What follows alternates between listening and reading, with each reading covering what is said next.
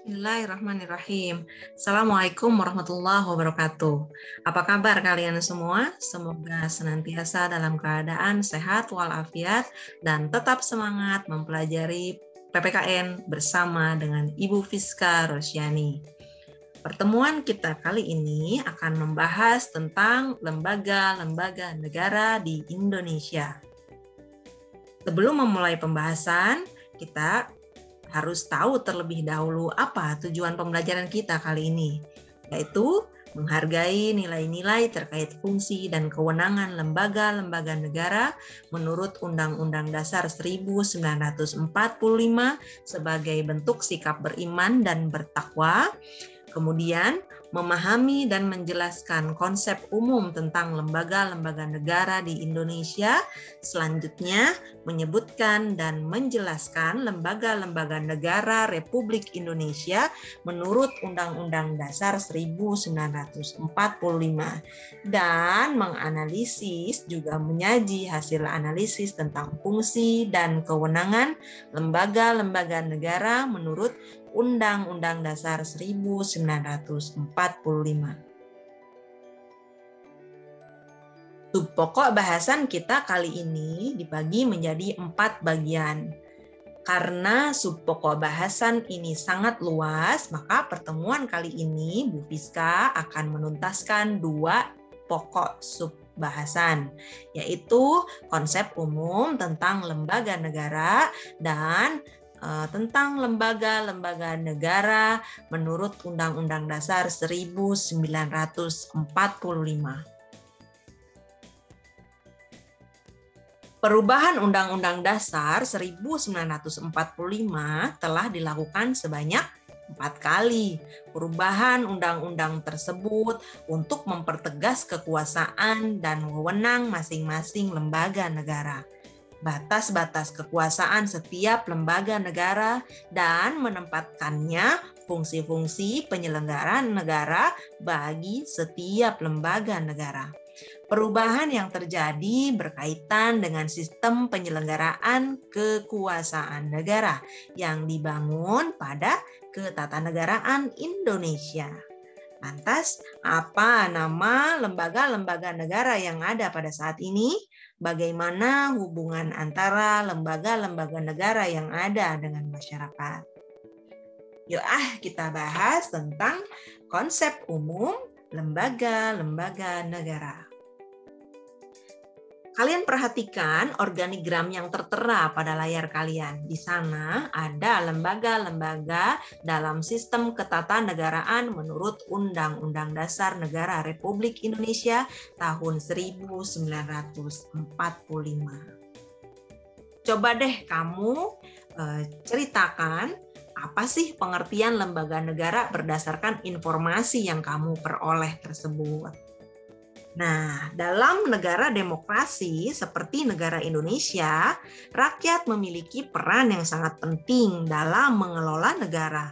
Demokrasi yang berarti pemerintahan yang dilakukan dari rakyat, oleh rakyat, untuk rakyat, tentu tidak mungkin dilakukan secara langsung di negara Indonesia. Oleh karena itu, perlu adanya suatu lembaga negara yang mampu melaksanakan dan menampung seluruh aspirasi dan kehendak rakyat sebagai wujud dari suatu kedaulatan demokrasi. Menurut Undang-Undang Dasar 1945, hasil amandemen tentunya ya, ada 7 institusi, yaitu Presiden, Wakil Presiden sebagai satu kesatuan institusi kepresidenan. Lalu DPR, DPD, MPR, MA, MK, dan BPK. Adapun lembaga komisi yudisial, kewenangannya berlangsung diberikan oleh Undang-Undang Dasar, tapi tidak tepat disebut sebagai lembaga tinggi negara karena fungsinya hanya bersifat supporting terhadap fungsi utama kekuasaan kehakiman. Nah, pasca amandemen Undang-Undang Dasar 1945 dikenal 2 istilah untuk mengidentifikasi organ-organ penyelenggaraan negara. Apa aja? yaitu istilah badan dan lembaga. Namun, perbedaan itu sama sekali tidak mengurangi esensi adanya organisasi yang melaksanakan fungsi penyelenggaraan negara dan pemerintahan. Nah, kita lihat ya, yang berwarna orange merupakan lembaga negara lapis pertama. Yang berwarna hijau adalah lembaga negara lapis kedua. Yang berwarna kuning, lembaga negara lapis ketiga. Loh, kok lapis-lapis ya? Nah, bagaimana penjelasannya? Nah, penjelasannya adalah lembaga tinggi negara yang secara langsung telah diatur kewenangannya dalam Undang-Undang Dasar 1945 disebut lembaga tinggi negara lapis pertama. Apa aja isinya? Yaitu lembaga eksekutif, lembaga yudikatif, lembaga legislatif, dan BPK.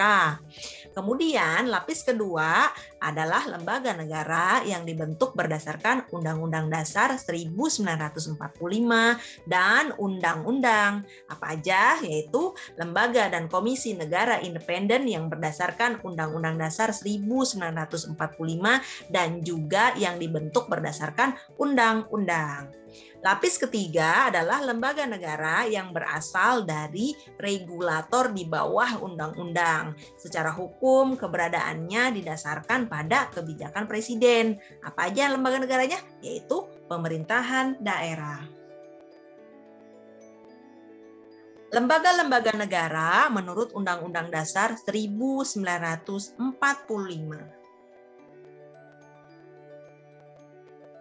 Nah, berdasarkan Undang-Undang Dasar 1945, lembaga-lembaga negara Republik Indonesia mencakup hal-hal berikut ini.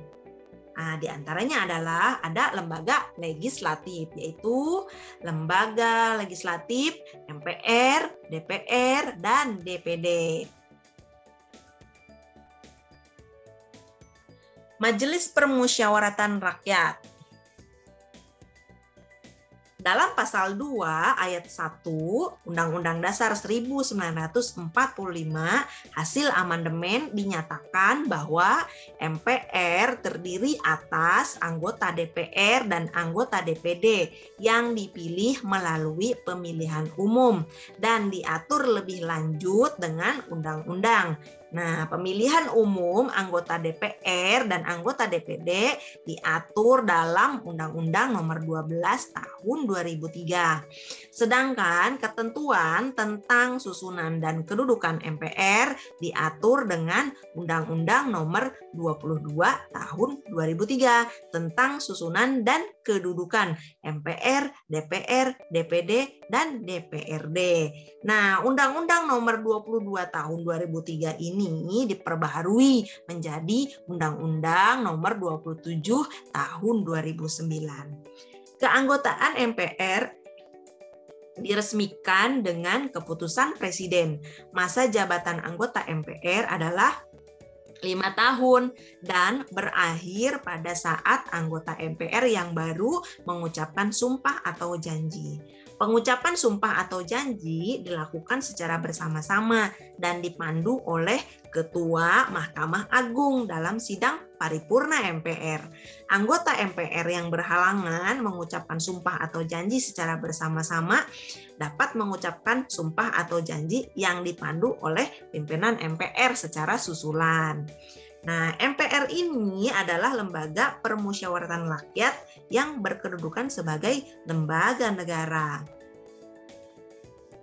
Kemudian, tugas dan wewenang MPR diatur dalam pasal 3 Undang-Undang Dasar 1945, hasil amandemen tentunya ya, yaitu 1.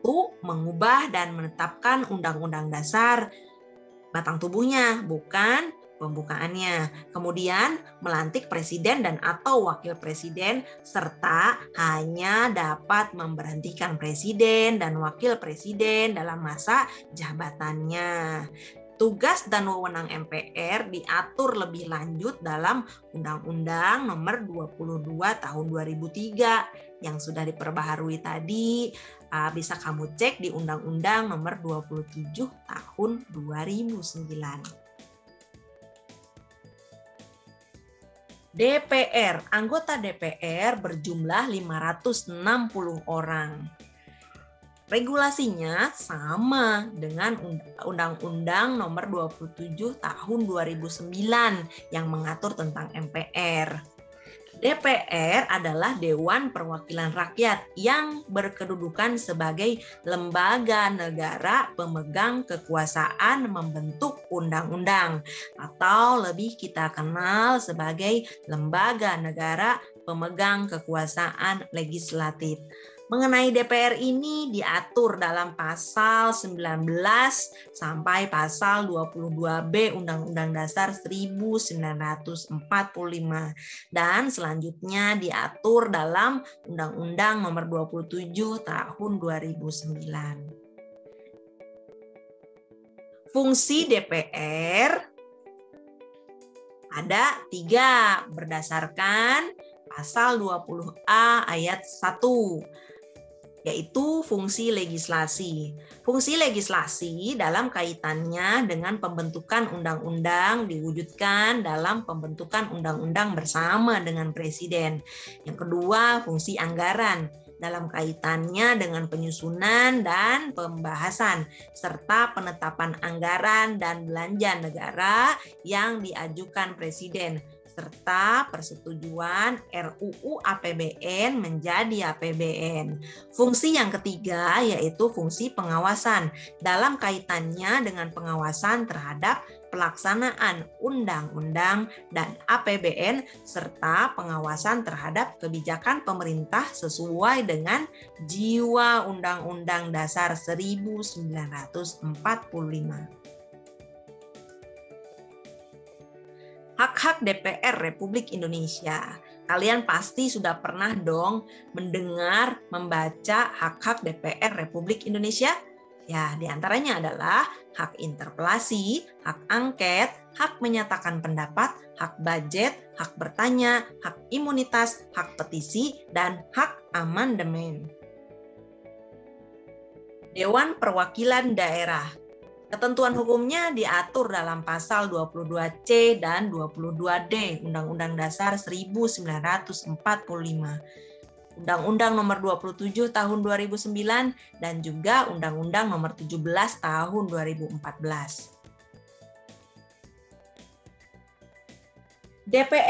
DPD ini merupakan lembaga perwakilan baru yang terbentuk setelah adanya perubahan amandemen ketiga terhadap Undang-Undang Dasar 1945 yang ditetapkan pada tanggal 9 November tahun 2001. DPD merupakan lembaga negara tersendiri yang anggotanya juga menjadi anggota MPR. Mengenai DPD ini, regulasi hukumnya sudah sangat jelas ya. Susunan dan kedudukan DPD terdiri atas wakil daerah provinsi yang dipilih melalui pemilu legislatif. DPD adalah lembaga perwakilan daerah yang berkedudukan sebagai lembaga negara. Keanggotaan DPD yaitu masing-masing berjumlah 4 orang per provinsi. Nah, jika di Indonesia jumlah provinsinya adalah 34 provinsi, maka tinggal kamu kalikan saja dengan 4. Ada berapa jumlah anggota DPD? Jumlah anggota DPD tersebut seluruhnya tidak boleh melebihi 1/3 jumlah anggota DPR dengan masa jabatan 5 tahun. Anggota DPD disumpahi secara bersama-sama oleh Ketua Mahkamah Agung dalam sidang paripurna DPD.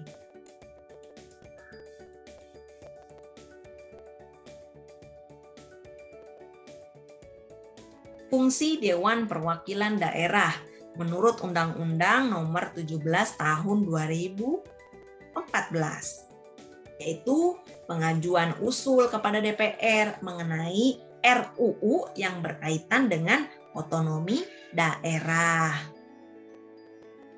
Setelah itu, DPD ikut juga dalam pembahasan RUU yang berkaitan dengan otonomi daerah dan lain sebagainya. DPD juga berfungsi sebagai pemberi pertimbangan kepada DPR atas RUU tentang APBN dan juga RUU yang berkaitan dengan pajak, pendidikan, dan agama, serta berfungsi sebagai pengawas atas pelaksanaan UU terkait otonomi daerah, dan seterusnya. Kewenangan DPD di bidang legislasi. Menurut pasal 22D Undang-Undang Dasar 1945, DPD berwenang memberikan pertimbangan terhadap RUU tentang APBN dan RUU yang berkaitan dengan pajak, pendidikan, dan agama, serta pengawasan terhadap pelaksanaan UU tertentu. Kemudian, berwenang dalam pengajuan RUU tertentu. Selanjutnya, berwenang memberikan pandangan dan pendapat terhadap RUU tertentu, serta berwenang untuk ikut membahas bersama DPR dan pemerintah terhadap penyusunan RUU tertentu. Kalian pasti kenal dong dua wajah tampan yang ada dalam layar kalian. Nah, mereka berdua ini adalah presiden dan wakil presiden yang menjabat di Indonesia saat ini. Presiden dan wakil presiden ini merupakan lembaga eksekutif. Nah, fungsi dan kedudukan presiden, karena Indonesia menganut sistem pemerintahan presidensial, maka presiden memiliki kewenangan sebagai kepala negara sekaligus juga sebagai kepala pemerintahan. Presiden memegang kekuasaan pemerintahan menurut Undang-Undang Dasar 1945. Dan presiden ini dibantu oleh satu orang wakil presiden menurut pasal 4 Undang-Undang Dasar 1945. Dan dibantu juga oleh para menteri. Serta presiden tidak dapat membubarkan DPR atau parlemen. Dalam negara parlementer, DPR itu disebut sebagai parlemen. Syarat menjadi presiden dan wakil presiden. Tidak ada yang tidak mungkin. Barangkali di antara kamu ada yang mau mencalonkan menjadi presiden dan wakil presiden. Silahkan perhatikan syarat-syaratnya. Hanya 4 syarat mutlak kok. Kalau misalkan syarat-syarat yang lain yang lebih detail tentang calon presiden dan calon wakil presiden bisa kamu baca dalam undang-undang. Nah, ini dia. Wewenang presiden sebagai kepala pemerintahan. Dalam pasal 16 Undang-Undang Dasar 1945 yaitu membentuk Dewan Pertimbangan yang bertugas untuk memberikan nasihat dan pertimbangan kepada presiden. Kenapa demikian? Karena seorang presiden nggak cukup dibantu oleh satu orang wakil presiden dan juga menteri-menteri saja. Jelas presiden membutuhkan dewan pertimbangan untuk memberikan nasihat atas problematika yang dihadapi oleh negaranya. Karena urusan kenegaraan itu sangat kompleks. Berikutnya, pasal 23 ayat 2 Undang-Undang Dasar 1945 yaitu mengajukan RUU APBN untuk dibahas bersama DPR dengan memperhatikan pertimbangan DPD. Selanjutnya, kamu bisa baca sendiri apa aja sih yang menjadi wewenang presiden sebagai kepala pemerintahan.